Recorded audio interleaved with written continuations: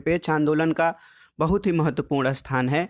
गुटनिरपेक्षता शब्द को सर्वप्रथम जॉर्ज लिस्का द्वारा वैज्ञानिक अर्थ प्रदान किया गया था। बाद में अन्य विद्वानों ने इसे अलग अलग रूप में परिभाषित किया और द्वितीय विश्व युद्ध के बाद इसे पंडित जवाहरलाल नेहरू द्वारा व्यवस्थित रूप दिया गया, जिसको कर्नल नासिर तथा मार्शल टीटो ने भी स्वीकार कर लिया था। जवाहरलाल नेहरू ने गुटनिरपेक्षता को परिभाषित करते हुए कहा था कि गुटनिरपेक्षता का अर्थ है अपने आप को सैनिक गुटों से दूर रखना तथा जहां तक संभव हो सैनिक दृष्टि से न देखना, ऐसी आवश्यकता पड़े तो स्वतंत्र दृष्टिकोण अपनाना तथा दूसरे देशों से मैत्रीपूर्ण संबंध बनाए रखना गुटनिरपेक्षता के लिए आवश्यक है। तो इससे स्पष्ट है कि केवल आंख बंद करके विश्व घटनाक्रम को देखते रहना गुटनिरपेक्षता नहीं है। केवल आंख बंद करके विश्व घटनाक्रम को देखते रहना गुटनिरपेक्षता नहीं है। सही और गलत में अंतर करते हुए सही का पक्ष लेने की नीति गुटनिरपेक्षता है। लेकिन गुटनिरपेक्ष देश वही हो सकता है जो गुटों से दूर रहकर अंतर्राष्ट्रीय संबंधों में महत्वपूर्ण भूमिका निभाए। यानी गुटनिरपेक्ष देश वही है जो दोनों गुटों की आपसी प्रतिद्वंद्विता में न पड़कर और विश्व राजनीति में अपनी स्वतंत्र भूमिका निभाता है। गुटनिरपेक्षता का सरल अर्थ है विभिन्न शक्ति गुटों से तटस्थ या दूर रहते हुए अपनी स्वतंत्र निर्णय नीति और राष्ट्रीय हित के अनुसार सही या न्याय का साथ देना। आंख बंद करके गुटों से अलग रहना गुटनिरपेक्षता नहीं हो सकती है।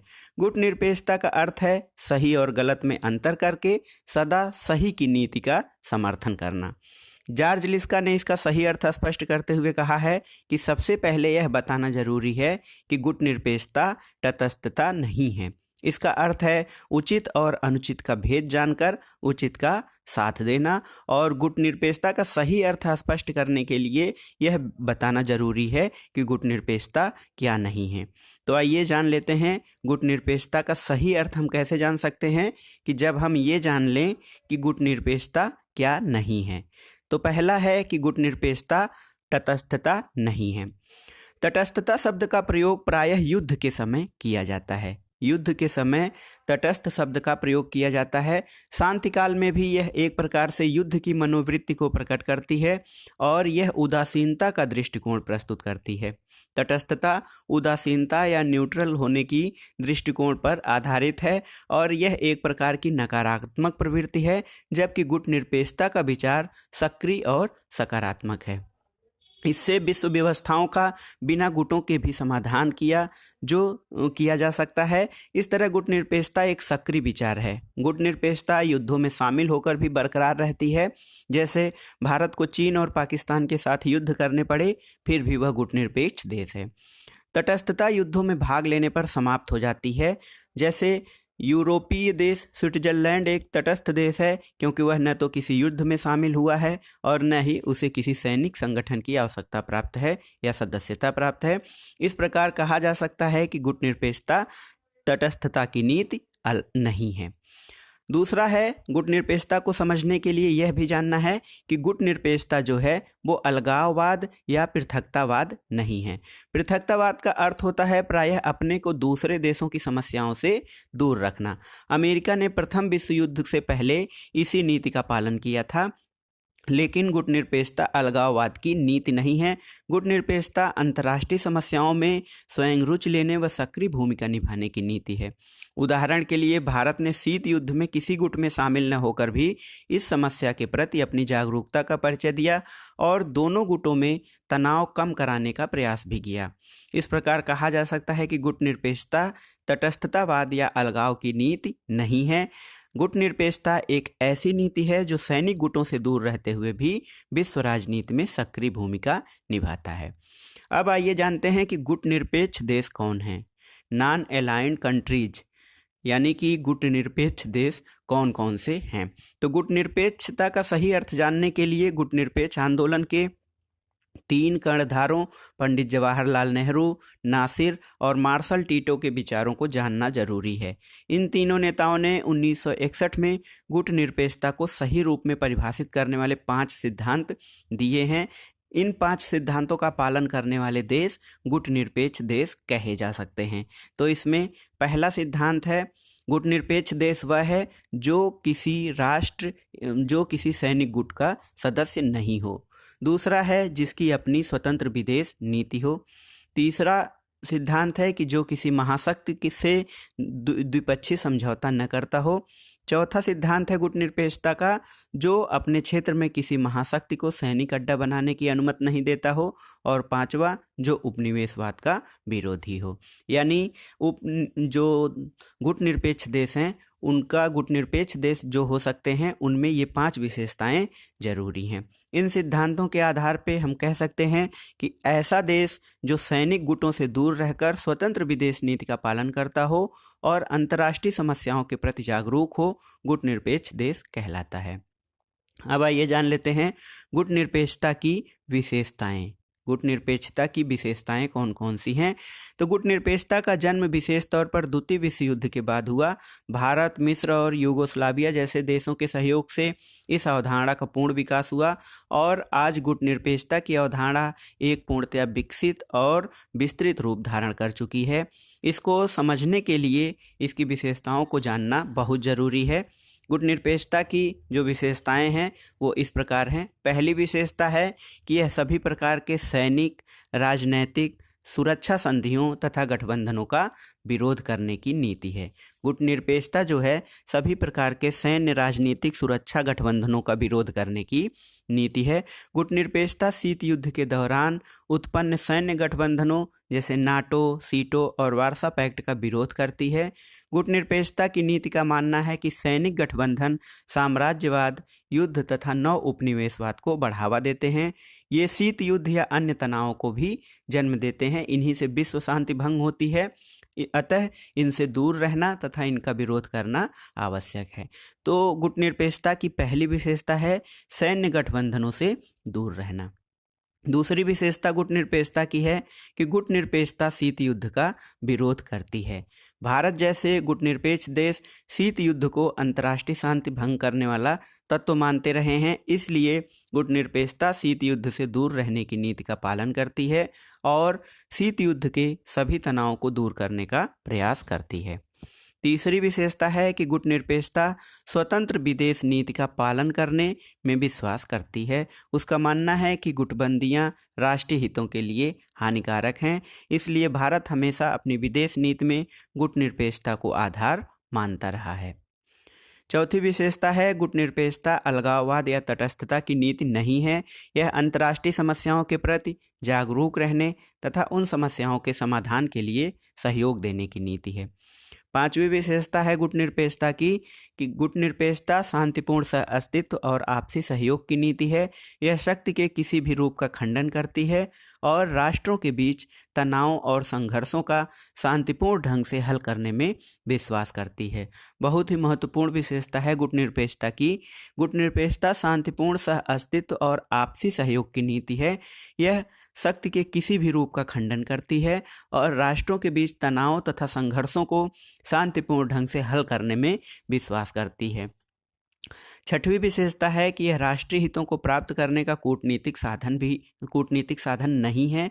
यह युद्ध का लाभ उठाने के लिए किसी भी अवसर का विरोध करती है और सबसे बड़ी बात कि गुटनिरपेक्षता एक सकारात्मक और गतिशील नीति है जिसमें राष्ट्रों के साथ मधुर संबंधों की स्थापना करके राष्ट्रीय हितों की प्राप्ति करने पर बल दिया जाता है।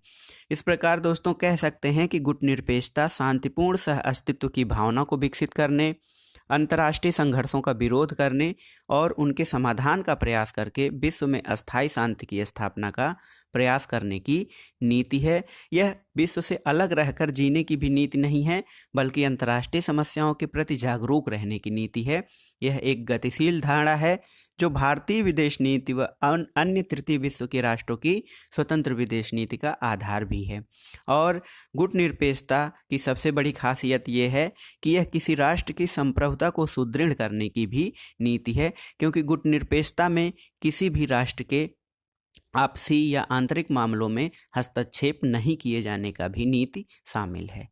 अब आइए देखते हैं कि गुटनिरपेक्षता को प्रोत्साहन देने वाले तत्व कौन कौन से हैं, यानी वो कौन कौन से कारक हैं जिन्होंने गुटनिरपेक्षता को उत्पन्न होने या इसको प्रारंभ करने में अपना योगदान दिया।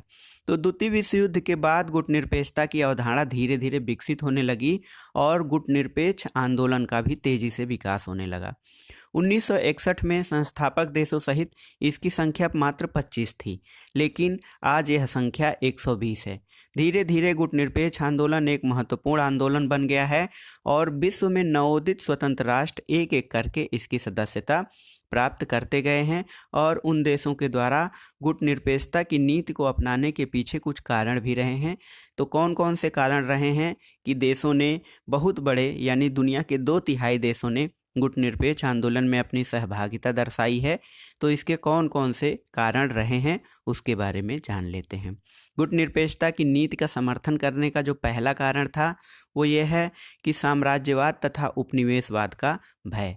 द्वितीय विश्व युद्ध के बाद विश्व में 2 गुटों का नेतृत्व करने वाले देश अमेरिका और सोवियत संघ और उनके मित्र राष्ट्र साम्राज्यवाद तथा उपनिवेशवाद के प्रमुख प्रणेता रहे थे और तृतीय विश्व के देश साम्राज्यवाद और उपनिवेशवाद के कष्टों को पूरी तरह से झेल चुके थे।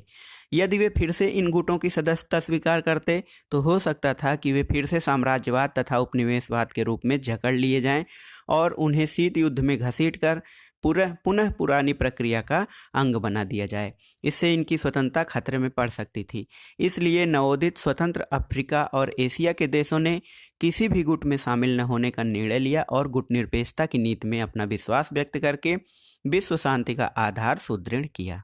और इसी नीति के आधार पर नवोदित दुनिया के तृतीय विश्व के देशों ने अपनी स्वतंत्रता को बचाकर आत्मरक्षा का उपकरण बना लिया।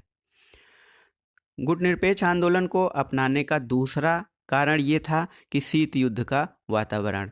द्वितीय विश्व युद्ध के बाद अमेरिका और सोवियत संघ के बीच जो तनाव हुआ उससे तृतीय विश्व के देशों ने विश्व शांति को बनाए रखने के लिए सोचने पर विवश कर दिया और शीत युद्ध की स्थिति में प्रत्येक महाशक्ति अपने को शक्तिशाली बनाने का प्रयास करने लगी।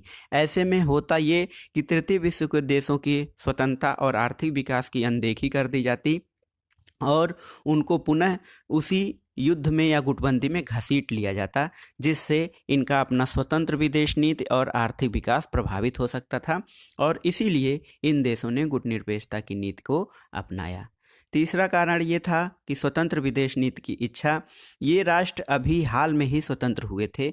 जो एशिया और अफ्रीका के देश थे जो हाल में स्वतंत्र हुए थे, उन्होंने अपने राष्ट्रीय हितों को प्राप्त करने के लिए अंतर्राष्ट्रीय संबंधों में स्वतंत्र विदेश नीति की आवश्यकता महसूस की। उनका मानना था कि यदि वे किसी गुट में शामिल हो जाएंगे तो उनकी स्वतंत्रता सीमित हो जाएगी और अंतर्राष्ट्रीय मंच पर वे स्वतंत्रतापूर्वक निर्णय नहीं ले सकते थे।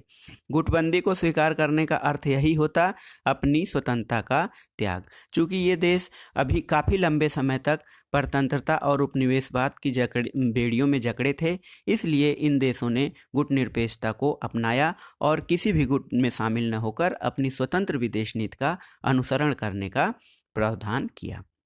चौथा कारण था गुटनिरपेक्षता के समर्थन का गठबंधन राजनीति का विरोध।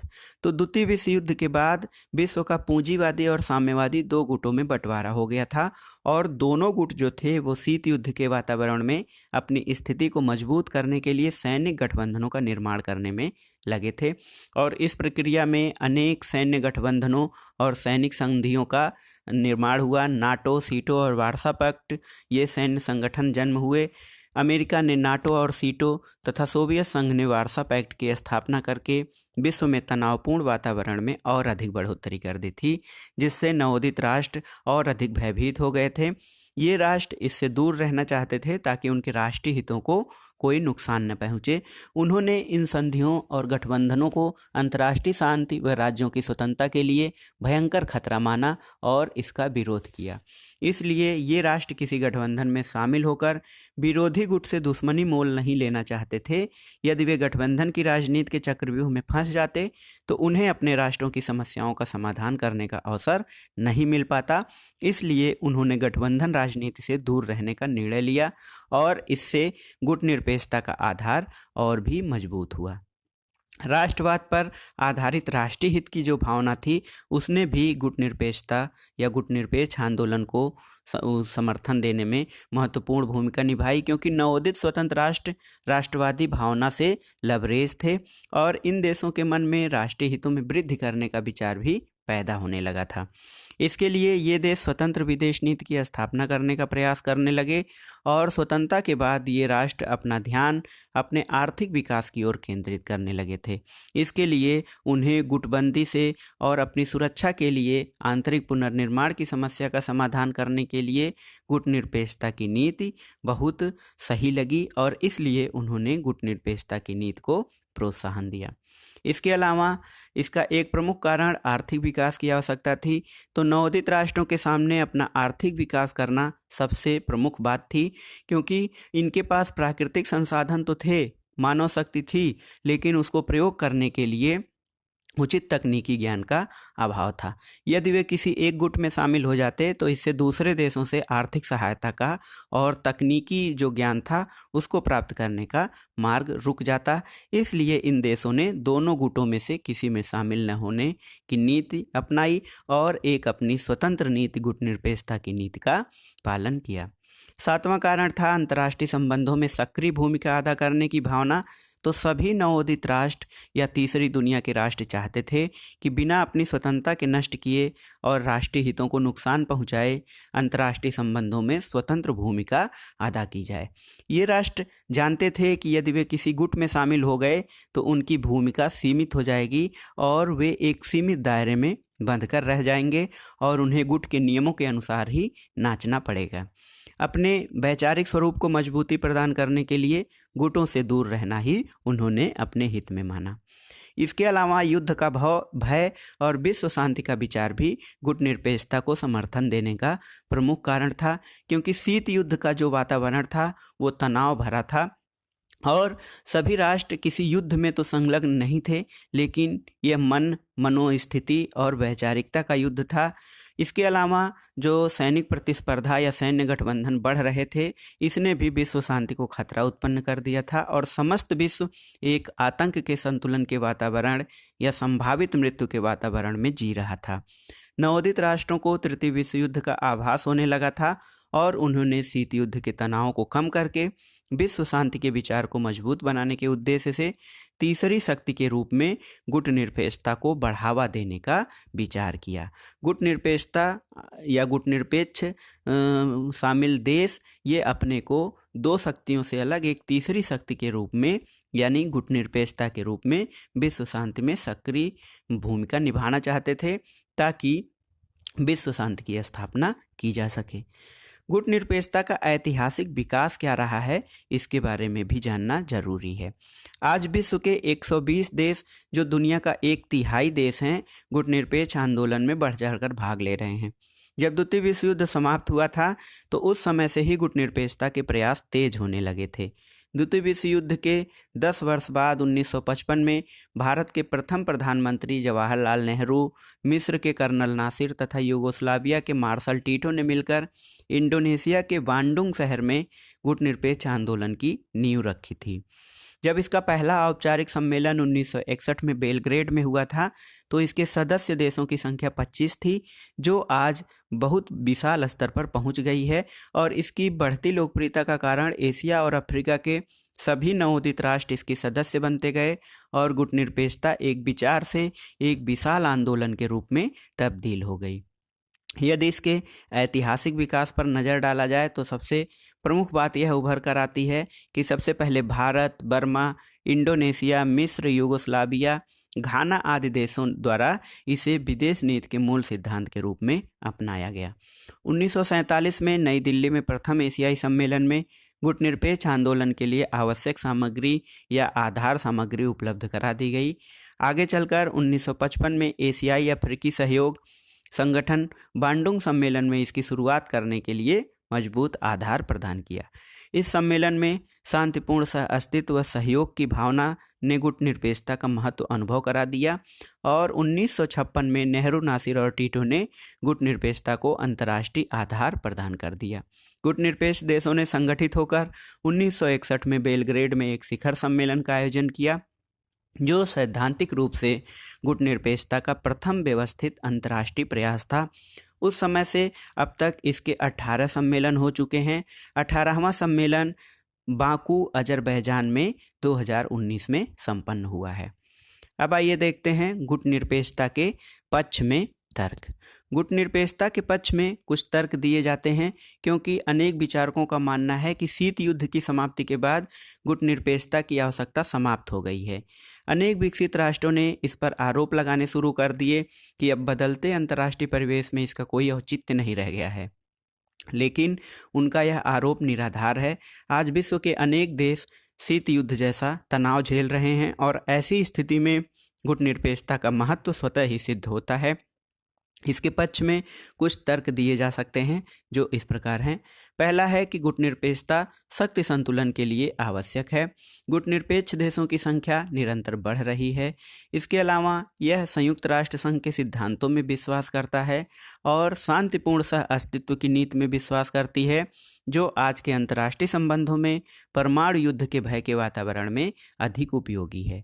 गुटनिरपेक्षता शस्त्रीकरण और शस्त्रों की दौड़ का विरोध करती है और ये चाहती है कि निशस्त्रीकरण हो, जिससे विश्व शांति की स्थापना हो सके। इसके अलावा गुटनिरपेक्षता उपनिवेशवाद और साम्राज्यवाद के किसी भी रूप का विरोधी है।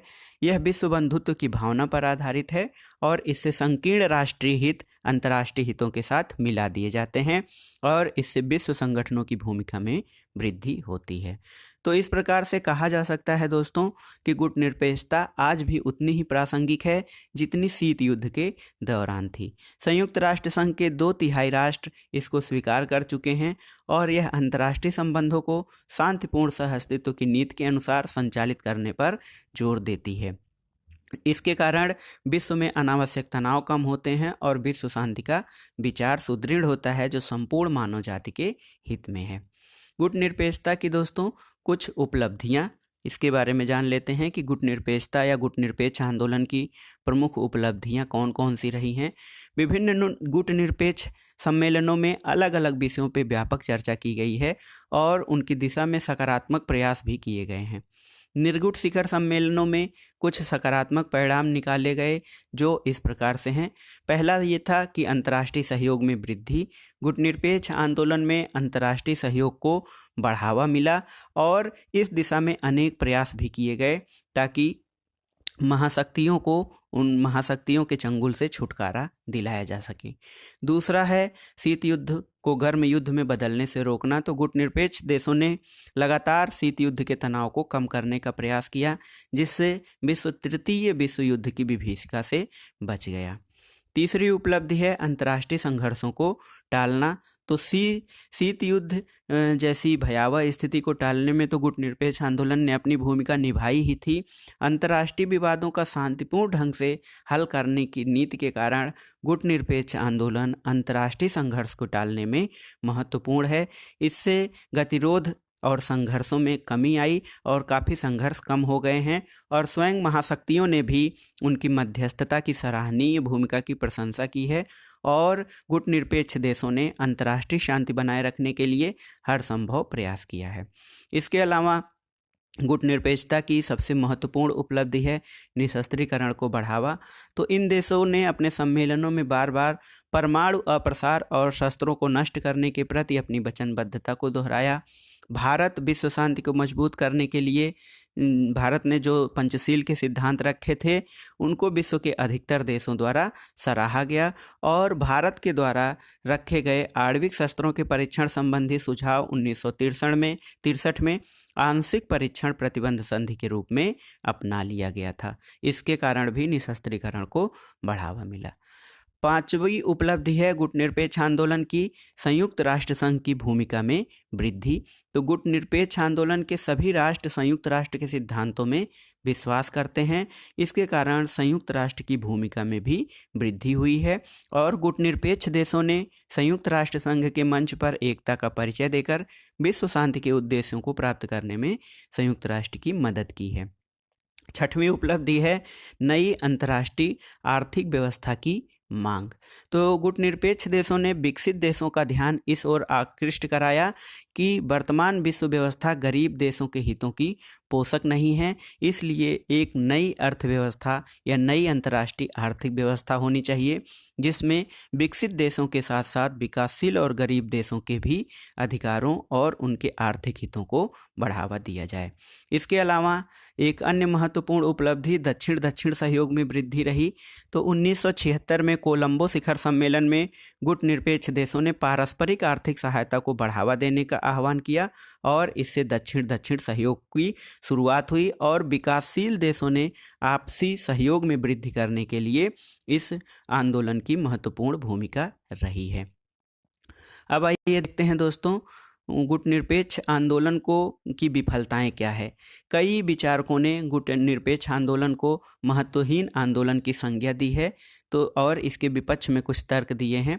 तो आइए जान लेते हैं गुटनिरपेक्षता की प्रमुख विफलताएं कौन कौन सी हैं।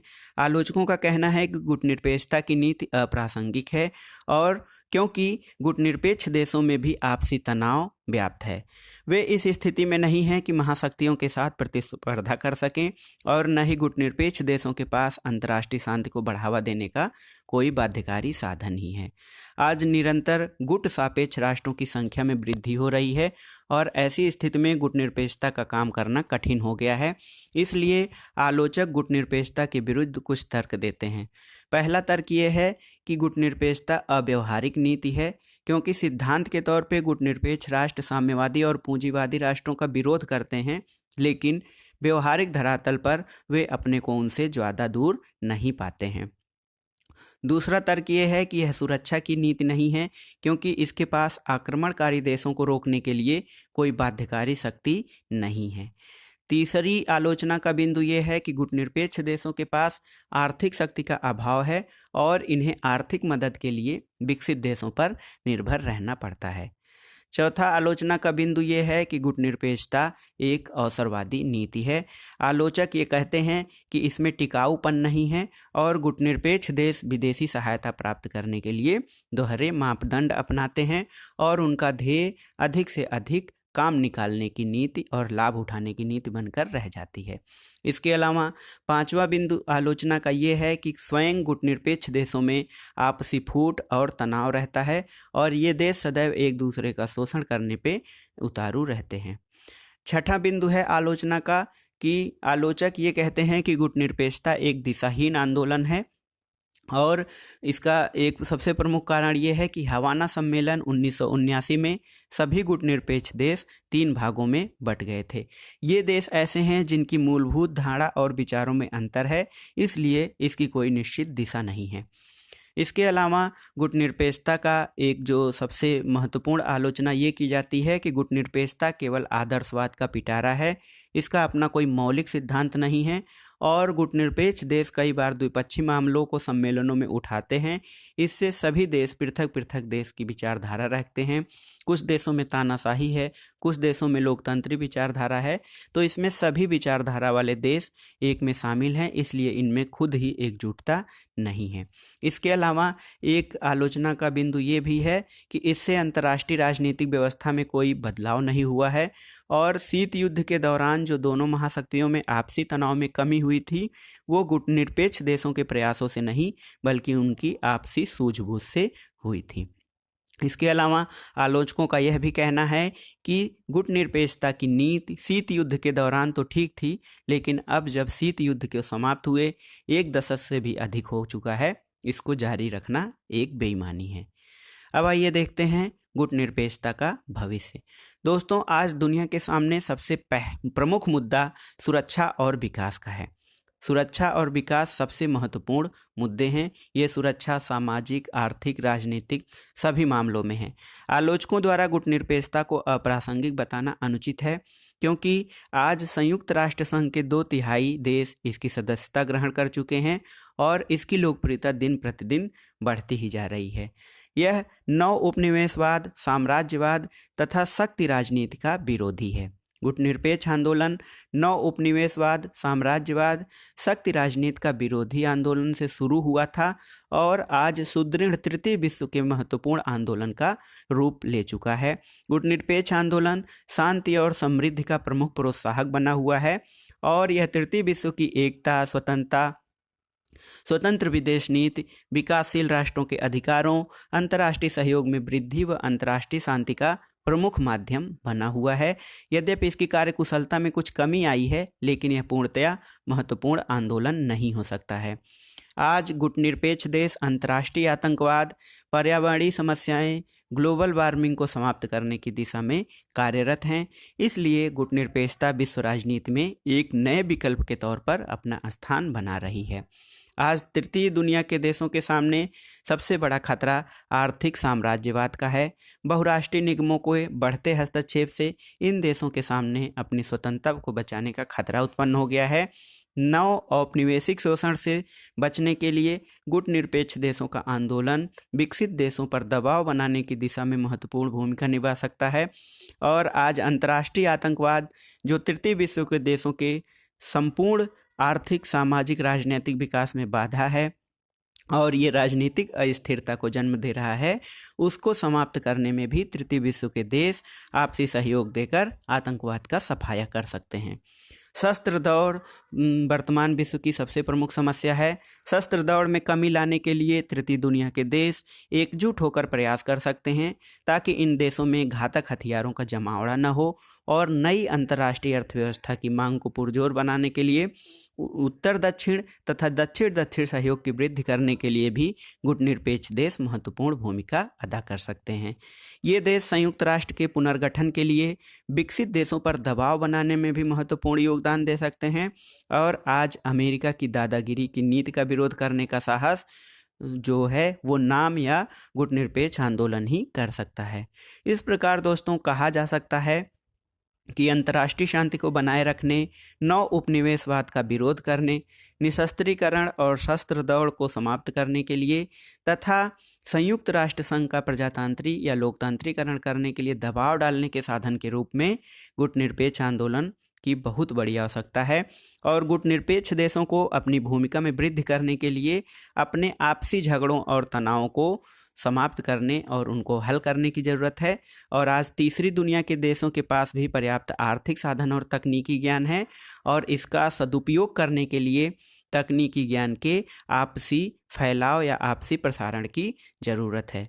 और यदि तीसरी दुनिया के देश आपसी मतभेदों को भुलाकर अपने सहयोग को बढ़ावा दें तो वो विकसित देशों के सामने एक चुनौती पेश कर सकते हैं और विकसित देशों के प्रभाव को समाप्त कर सकते हैं। यदि तीसरी दुनिया के राष्ट्र